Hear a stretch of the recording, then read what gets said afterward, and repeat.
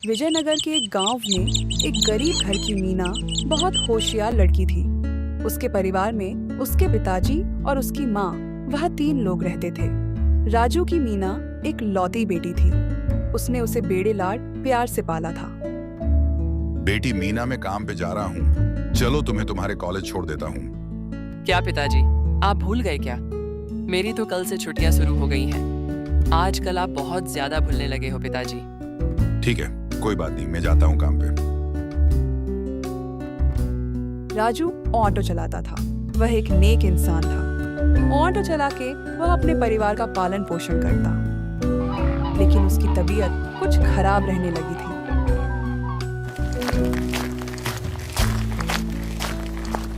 आ गए पिताजी, चलिए आप हाथ मुंह धो लीजिए, मैं आपके लिए खाना लगा देती हूँ। क्या हुआ? आप ज्यादा ही थके हुए लग रहे हो। हाँ, आज थकावट महसूस हो रही है। हालांकि आज तो ज्यादा काम भी नहीं हुआ। खाना खा के मैं सो जाता हूँ तो मेरी थकावट चली जाएगी।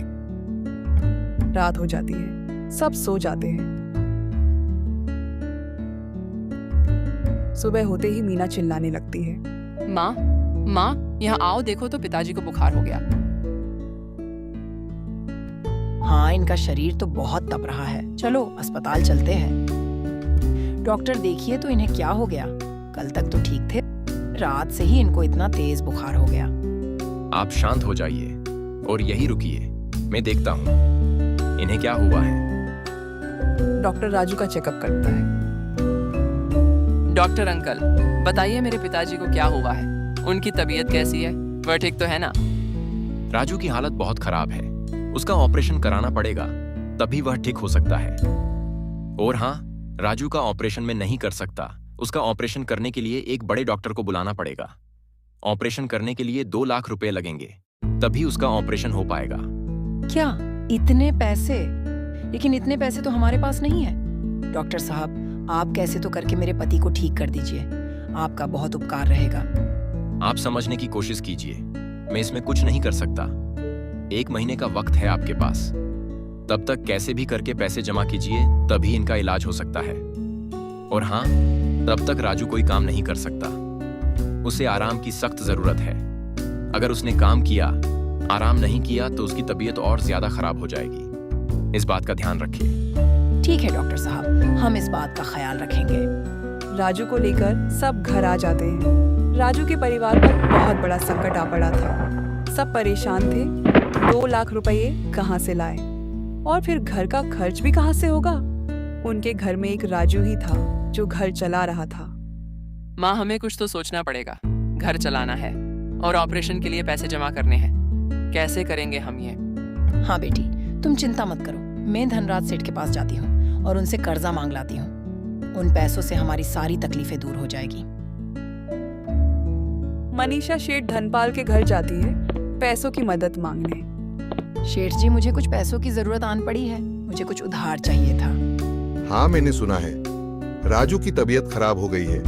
मैं समझ सकता हूँ तुम्हें पैसों की जरूरत होगी। बताओ कितना उधार चाहिए तुम्हें? 2 लाख रुपए की जरूरत है। क्या इतना ज्यादा? देखो बहन, अगर 50-60 हजार की बात होती तो मैं कुछ मदद कर पाता, लेकिन ये बात तो 2 लाख रुपए की है। मैं नहीं दे सकता इतने पैसे। ऐसा मत बोलिए शेठ जी, मैं आपके भरोसे यहाँ आई हूँ। मुझे पता है आपके पास होंगे इतने पैसे। आपके अलावा इस गांव में मेरी मदद कोई नहीं कर सकता। कृपा करके मेरी मदद कीजिए। देखो, मैं इतने ज्यादा पैसे ब्याज पर नहीं देता।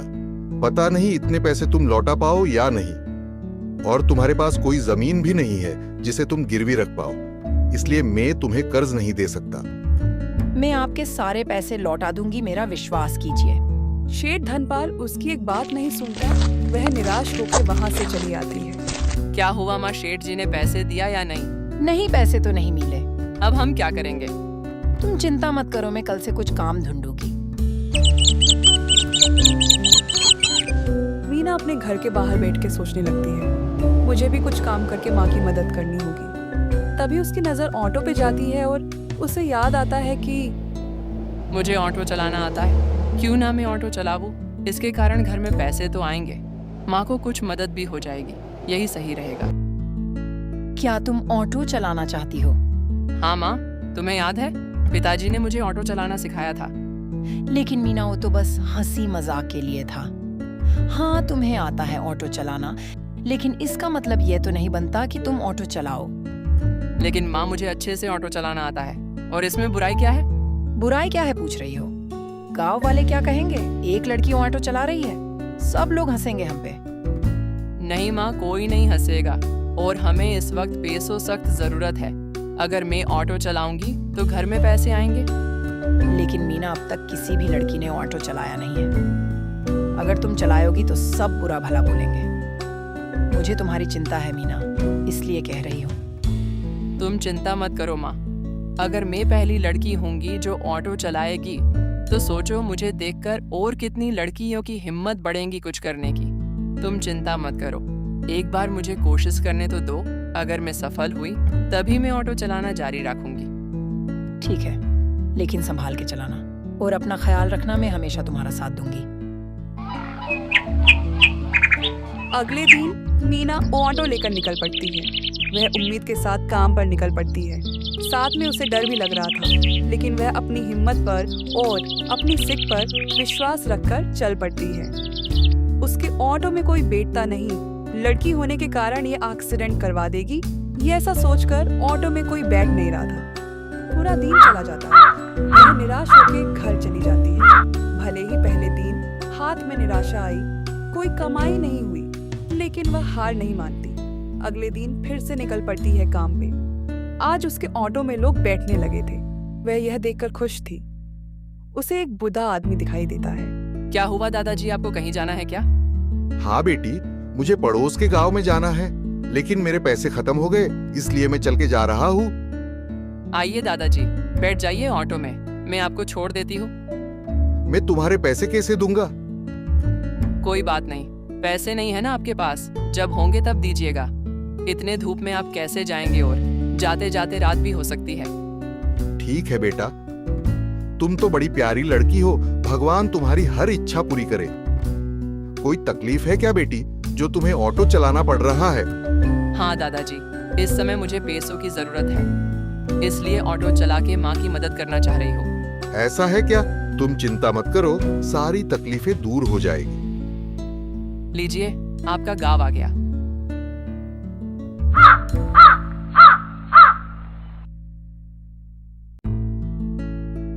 तुम्हारा काम तो अच्छा चल रहा है मीना। ऐसे हम महीने भर में दोनों मिलके 2 लाख रुपयों का इंतजाम कर लेंगे। हाँ माँ, बस ऐसा ही हो।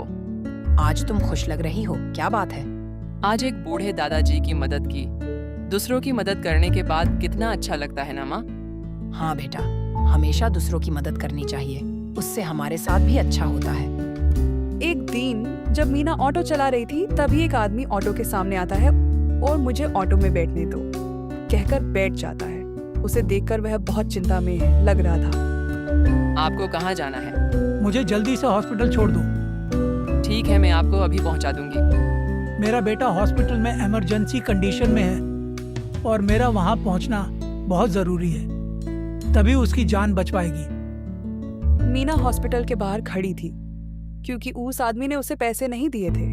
उसके पास तब पैसे नहीं थे। जल्दबाजी में वह अपना बटुआ भूल गया था, इसलिए उसने मीना को इंतजार करने बोला। मीना भी मान गई थी, क्योंकि वह समझ सकती थी कि अपनों को बचाना कितना जरूरी होता है।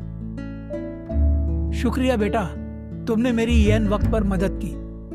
बिना पैसे के तो कोई ऑटो में बैठ भी नहीं दे रहा था। मेरी गाड़ी खराब होने के कारण मुझे ये प्रॉब्लम हुआ। ये लो तुम्हारे पैसे। ये तो बहुत ज्यादा है, इतने पैसे नहीं हुए। ले लो, तुम नहीं होती आज तो मैं अपने बेटे को खो देता, इसीलिए ले लो इसे। शुक्रिया, लेकिन मैं ये नहीं ले सकती। ठीक है, तुम ऑटो क्यों चला रही हो? कॉलेज में पढ़ाई नहीं करती क्या? वैसी बात नहीं है सर, मेरे पिताजी की तबीयत खराब है, उनका ऑपरेशन कराना है। डॉक्टर ने कहा है कि उनका इलाज एक बड़े डॉक्टर कर सकते हैं और उसके लिए 2 लाख रुपए लगेंगे, इसलिए मैं ऑटो चला के पैसे इकट्ठा कर रही हूँ। ऐसी बात है क्या? एक काम करो, कल अपने पिताजी और माँ के साथ आना। मैं भी एक डॉक्टर हूँ और ये हॉस्पिटल मेरा है। तुम चिंता मत करो, मैं करूँगा तुम्हारे पिताजी का इलाज। लेकिन हमारे पास उतने पैसे नहीं हैं। तुम पैसों की चिंता मत करो, तुम्हारी वजह से आज मेरा बेटा जिंदा है। तुम्हारा मुझ पे एहसान है, इतना तो मैं कर ही सकता हूँ। रही पैसों की बात, तो वह देने की जरूरत नहीं है, उससे तुम अच्छे से कॉलेज जाके पढ़ाई करो। आपका बहुत बहुत शुक्रिया। मैं कल पिताजी को लेके आती हूँ। अगले दिन वो अपने माँ पिता के साथ हॉस्पिटल आती है। माँ, ये है वो डॉक्टर जिन्होंने कहा था पिताजी का इलाज कर देंगे। आप निश्चिंत रहिए, मैं राजू को ठीक कर दूंगा। ये सब बोलकर डॉक्टर राजू का ऑपरेशन करने चले जाते हैं। राजू का ऑपरेशन सक्सेसफुल रहा, वो अब ठीक है। बस कुछ दिन तक उसे आराम करने दो, और मैं जो गोलियां लिख के दूंगा उसको राजू को खिलाते रहना। आपका बहुत बड़ा धन्यवाद। आपने तो हमारी जिंदगी बचा ली। आपकी वजह से मेरे पति आज ठीक हो गए। अरे, इसमें शुक्रिया कहने जैसी कोई बात नहीं। आपने अपनी बेटी को जो संस्कार दिए हैं उसका फल है ये। इसने मेरे जरूरत के वक्त मेरी मदद की। मेरा भी फर्ज बनता है कि मैं भी आपकी मदद करूं। शुक्रिया डॉक्टर साहब। अब मीना के घर पे जो संकट आया था वो टल गया था। राजू तंदुरुस्त होके अपने अपने काम पे जाने लगा था। मीना अब ऑटो चलाना छोड़ के कॉलेज जाके अच्छे से पढ़ाई करने लगी थी। पिताजी, मैं भी डॉक्टर बनना चाहती हूँ। मैं भी जरूरतमंद लोगों की सहायता करूंगी। हाँ बेटा, तुम डॉक्टर बनो, लेकिन उसके लिए तुम्हें बहुत पढ़ाई करनी पड़ेगी। अच्छे से मन लगा के पढ़ाई कराना। हाँ पिताजी। अब सब खुशी खुशी रहने लगे थे। ये कहानी हमें ये सिखाती है कि हमेशा अच्छे काम करें, उस अच्छे काम का फल आपको किसी न किसी रूप में जरूर मिलेगा।